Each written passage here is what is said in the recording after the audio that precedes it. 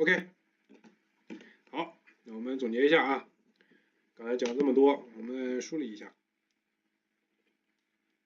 首先，这个动物咳嗽，我们要考虑的是药物还有环境因素啊，比如说最近有没有给它喂溴化钾啊这种药物，然后有没有环境上面有没有抽二手烟，有没有吸到二手烟，或者说有没有这种辣椒爆炒啊这种啊，或者说胡椒啊什么呛到了啊，这种都会引起咳嗽。那么如果在环境方面没有什么大的问题的话，我们要考虑要问一下他有没有上呼吸道疾病的情况。那在咳嗽之前有没有上呼吸道的情况，比如说打喷嚏、流鼻涕这些，如果有，那有可能是下行的感染，那你呼吸道病原要去查啊。那么鼻窦的疾病和喉部的疾病，我们要去做麻醉啊，要去做麻醉。一个是通过喉部疾病，通过用喉镜去看，那可以初步去看啊，当然 CT 也是最好的。鼻窦疾病建议 CT 啊，包括慢性鼻炎，包括这个鼻腔的息肉啊 ，CT 是最好的啊。那么气管疾病我们可以不麻醉的拍，我们就是拍这个动态的 DR， 或者说是用 CB 啊 CB 去拍啊，或者是我们普通的 DR 的话，我们就多拍几张，在这个动物吸气末和呼气末的时候抓拍，看一下它这个气管的变化的程度啊，看一下变化幅度大不大。如果变化幅度很大，你要考虑是气管问题引起的这个咳嗽。那么下呼吸道疾病的话，首先气管炎、哮喘和慢性支气管炎，它们怎么区分？要去做麻醉，麻醉了之后做支气管肺泡灌洗，要去看细胞学，看细胞学里面的这个中性粒细胞，是不是超过50%？如果中性粒细胞超过50%，那考虑更多是慢性支气管炎；如果是嗜酸性粒细胞超过50%，我们考虑更多的是哮喘啊。那么下呼吸道疾病来说，像我们刚才讲到的，如果他之前有上呼吸道的问题，我们要做传染性的病原的检测。那么如果他没有，我们也是要做的。为什么？我们重点筛查的是支原体啊、波氏杆菌啊这两种啊细菌性的问题，我们重点筛查。当然，疱疹和杯状也会引起咳嗽的问题啊。那么这两种细菌要去做筛查啊，这种的话相对来说比较好沟通，因为这段时间有支原体肺炎的问题啊，所以比较好沟通。波氏杆菌一样啊，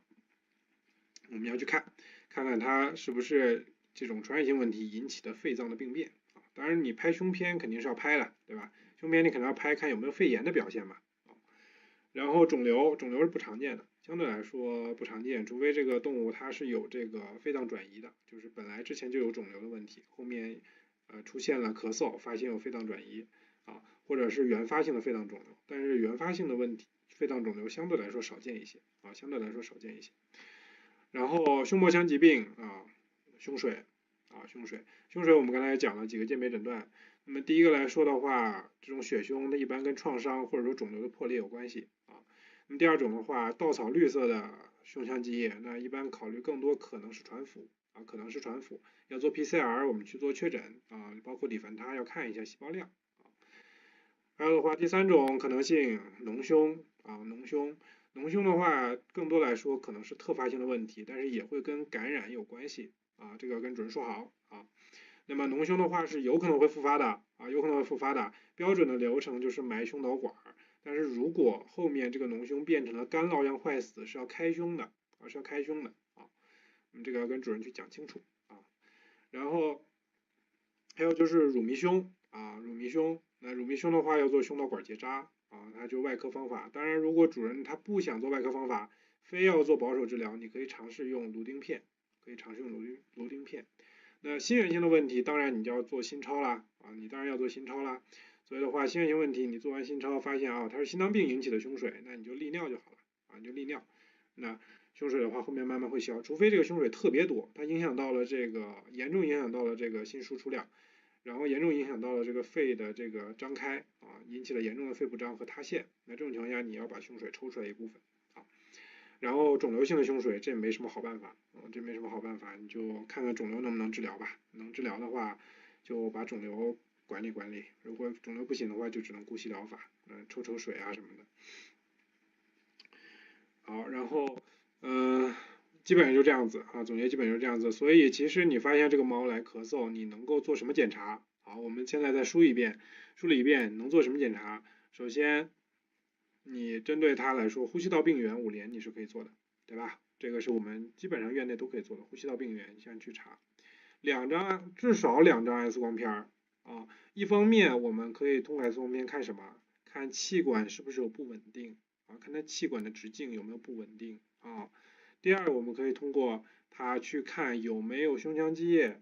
有没有肺炎啊，去看这些问题啊。所以说胸片那肯定要排的啊。第三个要排查心源性的问题，所以的话你还是要做心超的啊，要去做心超去看的啊，看看是不是心脏病引起的这个问题啊。所以的话，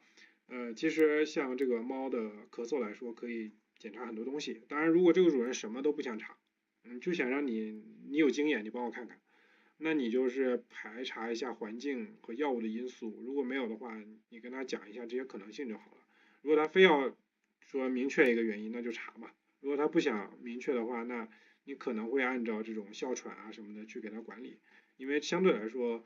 哮喘还是比较常见的。但是这种情况下，如果我在没有做其他方面的排查的情况下，我是不会上激素的，我顶多是给雾化啊，我顶多给雾化，我不会上激素啊，能明白我意思吧？因为如果它本身有感染性的问题，你上了激素，可能感染性问题会加重啊。所以的话是这样子，如果他这些全部排查没问题，他就考虑气管炎的问题，那他又不想做肺泡灌洗，那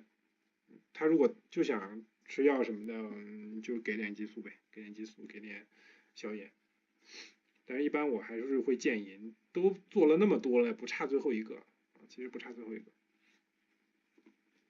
好，那今天就这样，我基本上每个课都会控在1个小时之内，因为大家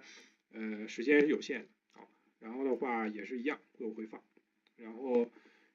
其他应该我看看有没有提问的，应该没啥。